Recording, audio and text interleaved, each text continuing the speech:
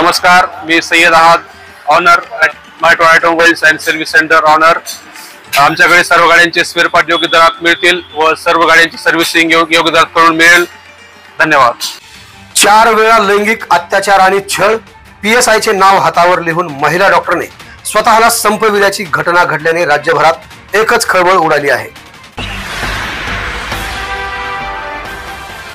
नमस्कार, मी शिवाजीराव गायकवाड आणि आपण पाहत आहात आवाज बहुजनांचा न्यूज। मंडळी, या प्रकरणातील सविस्तर माहिती जाणून घेऊ इच्छित असाल तर खाली दिसत असलेले घंटीचे बटन ऑलवर दाबून आत्ताच चॅनलला सबस्क्राइब करा, म्हणजे प्रत्येक बातमीची नोटिफिकेशन तुम्हाला आपोआप मिळत राहील। सातारा जिल्ह्यातील फलटण उपजिल्हा रुग्णालयात कार्यरत असलेल्या एका वरिष्ठ महिला डॉक्टरने आत्महत्या केल्याची अत्यंत धक्कादायक घटना गुरुवारी रात्री उशिरा उघडकीस आली आहे। या घटनेमुळे फलटण परिसरातच नाही तर राज्यातील संपूर्ण वैद्यकीय क्षेत्रात खळबळ उडाली आहे। मिळालेल्या माहितीनुसार उपजिल्हा रुग्णालयातील कार्यरत असलेली महिला डॉक्टर काही महिन्यापासून पोलीस आणि आरोग्य विभागाच्या एका वादामध्ये महिला डॉक्टर अडकल्या होत्या। तपासणी संदर्भात पोलिसांशी झालेल्या वादानंतर त्यांच्यावर अंतर्गत चौकशी सुरू करण्यात आली होती। या चौकशीमुळे महिला डॉक्टर मोठ्या मानसिक तणावाखाली होती। त्यानंतर महिला डॉक्टरने हे टोकाचं पाऊल उचललंय। जीवन संपविणाऱ्या महिला डॉक्टरचं नाव संपदा मुंडे असं आहे। यापूर्वीच आपल्या वरिष्ठ अधिकाऱ्यांकडे लेखी तक्रार देऊनही माझ्यावर अन्याय होत आहे, मी आत्महत्या करणार असा स्पष्ट इशाराही दिला होता। मात्र या गंभीर इशाऱ्यावर देखील कोणतीही ठोस कार्यवाही झाली नाही। वरिष्ठांकडे तक्रार करूनही दाद न मिळाल्याने अखेर डॉक्टर संपदा मुंडे यांनी हे टोकाचं पाऊल उचललंय।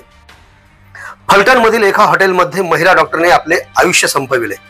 रात्री उशिरा पोलिसांनी घटनास्थळी धाव घेत त्यांचा मृतदेह ताब्यात घेतला। प्राथमिक तपासानुसार हे आत्महत्या असल्याचे पोलिसांनी सांगितले। त्यानंतर आता उपजिल्हा रुग्णालयातील महिला डॉक्टरच्या आत्महत्या प्रकरणाला धक्कादायक वळण लागले आहे। मृत्यूपूर्वी महिला डॉक्टरने हातावर आत्महत्याचे कारण स्पष्टपणे लिहिल्याचे म्हटलं जात आहे। PSI गोपाल बदनेनं 4 वेळा लैंगिक अत्याचार केल्याचं या महिलेने हातावर नमूद केलं आहे। आपल्यावर लैंगिक अत्याचार झाला असं डॉक्टरच्या तळ हातावर लिहिलेला मजकूर आढळला आहे। माझ्या मरणाचे कारण PSI गोपाल बदने आहेत। 4 वेळा लैंगिक अत्याचार केला आणि प्रशांत बनकर यांनी मला 4 महिने शारीरिक आणि मानसिक त्रास दिला असा या डॉक्टर महिलेच्या हातावर मजकूर आढळून आला आहे। मला आतापर्यंत या घटनेचे अधिकृत कारण अधिकाऱ्याकडून कळलेले नाही। मी पोलीस अधीक्षकांशी बोललो आहे की तुम्ही प्रत्यक्ष घटनास्थळी जा, तेथे सुसाईड नोट वगैरे काही आढळले असेल तर ते अत्यंत खेदजनक आहे। या प्रकरणात खोलवर तपास करू, या प्रकरणातील सर्व पुरावे गोळा करू, मुलीच्या नातेवाईकांशी संपर्क साधून त्यांचा अजून कोणावर संशय असेल तर त्यांची देखील माहिती घेऊ। या घटनेत जो कोणी दोषी असेल त्याला सोडले जाणार नाही, कठोर कारवाई केली जाईल अशी प्रतिक्रिया साताऱ्याचे पालकमंत्री शंभूराजे देसाई यांनी दिली। दरम्यान साताऱ्याचे पोलीस अधीक्षक तुषार जोशी यांनी या प्रकरणी गुन्हा दाखल करण्यात येत आहे, याचा तपास देखील पोलीस करणार आहेत अशी माहिती दिली आहे। या घटनेतील दोषींना कठोर शासन व्हावे, तसेच ती मुंडे आहे व बीडची आहे म्हणून तिने केलेल्या तक्रारी वरिष्ठांनी डावलल्या असतील तर हे अतिशय गंभीर असून याचीही स्वतंत्र चौकशी करण्यात यावी असे मत सहकार मंत्री बाबासाहेब पाटील यांनी व्यक्त केले। फलटण मधील या घटनेने महाराष्ट्र हादरला असून नागरिकांच्या संरक्षणाची जबाबदारी असलेले पोलीसच लैंगिक अत्याचार करत असतील तर जनतेने कोणाकडे पाहायचे असा प्रश्न शिवसेनेच्या उपनेत्या सुषमा अंधारे यांनी उपस्थित केला।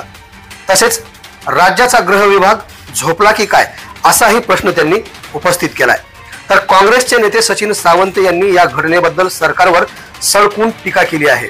ते म्हणाले, फलटण येथील उपजिल्हा रुग्णालयातील महिला डॉक्टरची आत्महत्या ही महाराष्ट्रातील कायदा सुव्यवस्थेचा बोजवारा कसा उडाला याचे हे निदर्शक आहे।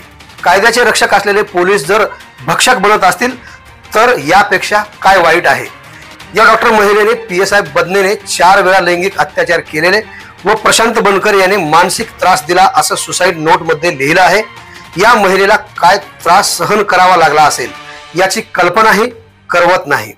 सुशिक्षित महिलेला असे पाऊल उचलावे लागत असेल तर सामान्य महिलांची काय परिस्थिती असेल ज्यांच्याकडून सुरक्षेची हमी मिळाली पाहिजे तेच मारेकरी झाले तर काय करायचे?